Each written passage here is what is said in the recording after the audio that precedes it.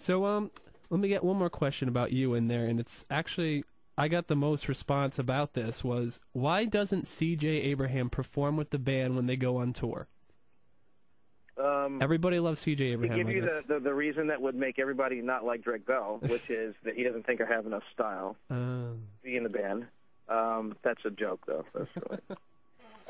The truth actually is I was in a band. I'm an auxiliary kind of player. I'm not a lead guitar player. I'm not a. I wouldn't say that I'd even want to, and I know I don't have the chops to be able to do it. Chops being a double entendre there, because Chops is who actually does play the keyboards in the band now. So I wouldn't be playing the piano all the way through. So I was basically playing tambourine and trumpet and singing harmonies and goofing off and running around the stage with a T-shirt that said "I wish I was Drake Bell," and I was comic relief. And it just didn't fit with the new look of the band and what they were trying to do, and there's really not a purpose for me to go. And I wanted to stay home and develop other artists and work on different things. So that's the reason why I didn't do it.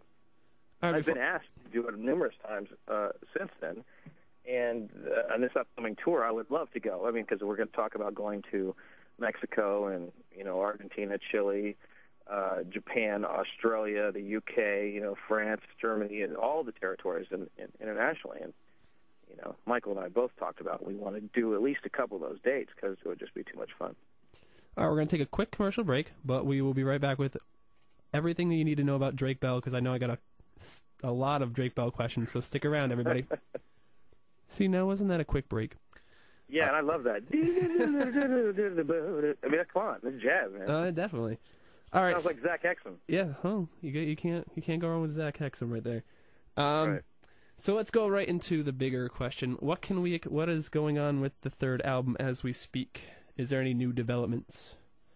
Well, it's a delicate subject because it just is. What I can say is this I know for a fact. I was sat over at Drake's house. We listened through everything that he has written and recorded. And we both came to the same conclusion that there needs to be at least a couple more songs, because what he's going to do is he's going to write a broader range of music on this album. Some of it's going to hit the pop market, some of it's going to be, radio, and then it's going to go all the way through to some very eclectic, very independent style stuff, so he can hit both markets. He wants to hit the audience that he has from the show and from the Nickelodeon show and all that, and all the people who know him as Drake, Parker, I think it is. Everybody who knows him from that show will love the music of the pop, the straight up, hot AC kind of radio songs. And then we're going to go into some independent stuff, and he's going to play some independent clubs out in L.A. and New York, and maybe even a couple like in Amsterdam and like different places like that, Paris or something. And they're very small clubs, 100, 200 people, and try to do the indie scene thing as well. So we're kind of hitting both things. So it's very difficult to do that within an album and have a lot of support from the people around you. So we support him, and that's about where I'm going to stop on that. Now explain, so people know, what the process is about making an album. Like right now he's in sort of the more recording and also finishing up a lot of the stuff. Like what goes on after this, so people know? Well, first thing everybody needs to understand is that it's a record business, and business is the key word. So, a lot of artists, you'll hear them complain about the record labels and stuff like that. And that's just basically what's going on, is that the market wants to see Drake Bell a certain way, and Drake Bell wants to have his music a certain way, and there's always conflicts about that. So the process is you record songs, and you record as many as you possibly can, and you usually pick the best songs that represent you and your material and what the audience wants to hear and what is fresh and new and that they want to hear now. And the problem with somebody like Drake is that he can sit down and play an entire album acoustically. In fact, we're talking about the potential of him releasing an acoustic album as well as a fully produced album. But at the same time, you can't buy, so records are not selling. So you have to sell records of radio, which I love the fact that I'm talking to you and you're on the radio now, that you're spending on records. And that's great. But as you know, being a smaller radio station, that, the giants have picked up all the territories and all the radio stations, and I know because I have friends that worked at Infinity Broadcasting, and now Clear Channel, and the radio stations are monopolized. There's one program director that picks every song that goes on every station for every format. And you're competing against people who are paying, and this is supposed to be illegal. It's called payola. But there are radio promoters and everything else in the world, and it costs $1.5 million minimum to get a song on the radio and make it a hit. That's how much it costs. So you're fighting a lot of things. what you're trying to do, and no, I'm not smoking. I know I just coughed. That residual coughing is probably because of the fact that I stopped smoking for a while and my lungs are trying to heal. But I would say that the big thing is the fan base that we have with Drake. And so for this particular album, we're going to hit the MySpaces, we're going to hit the Facebooks, we're going to hit the Twitters, and we're going to hit the whole ground running with the street teams and everything else, and that's the way we're going to get the word out on Drake. And we're going to tour, and that's what we're going to do, and that's the process. I don't know if I'm answering the exact question, but what you're hearing out of my voice is a lot of frustration of the process. Mm. And I'm nowhere near as frustrated as Drake is. You know what I mean? It's really tough when you're an artist and you're trying to get something out there, and he's trying to rebuild his movie career and his TV career, and it's a transitional period. It's really, really tough, but he's going to make it.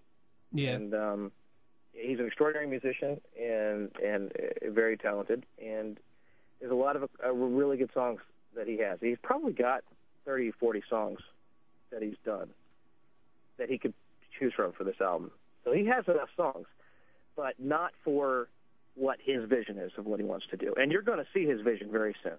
He's working on it, and he's ready to rock on it. I'm not talking 9 months, 10 months down the road. I'm talking 2 months down the road. The world's going to see what's going on.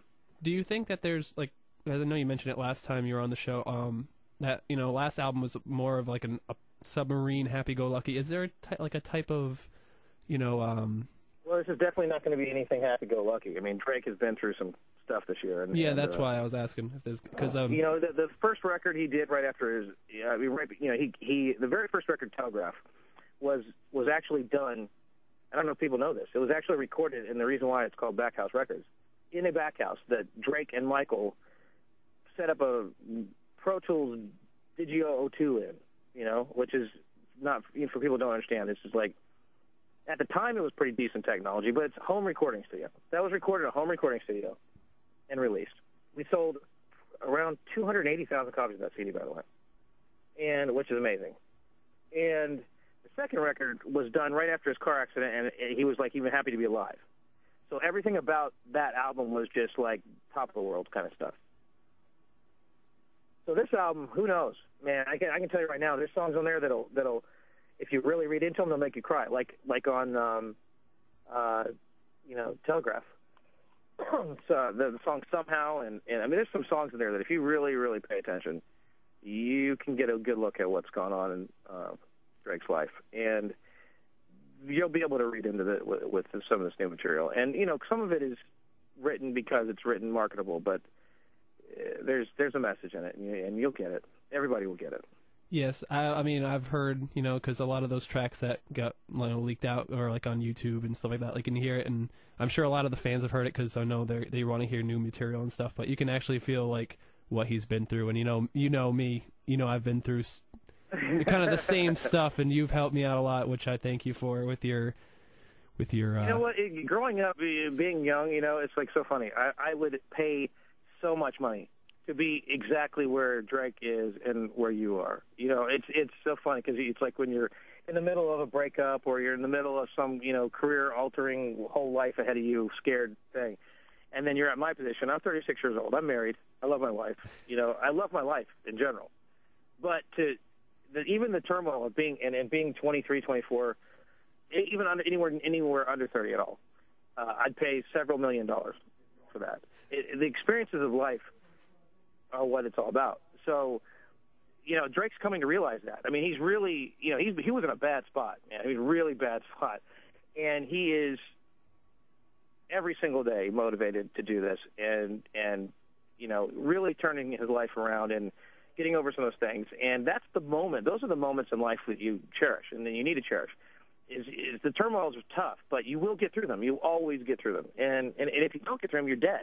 It's the only alternative, So the fact that you are alive and getting a new chance every single time you get through a turmoil is what life's all about. And those experiences are going to be really evident in this album.